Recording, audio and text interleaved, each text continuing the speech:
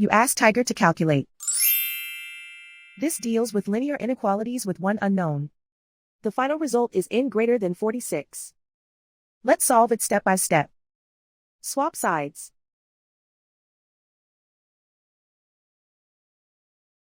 Group all constants on the right side of the inequality. Subtract 50 from both sides.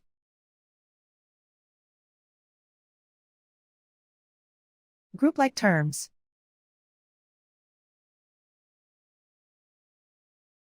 Simplify the arithmetic.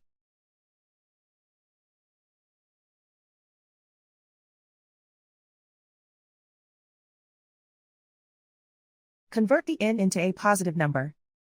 Multiply both sides by -1.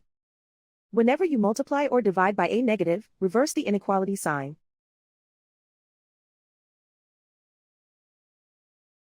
Remove the ones.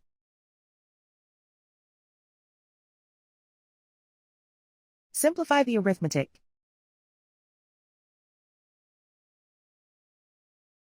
Plot the solution on a coordinate grid. And so the final result is n greater than 46.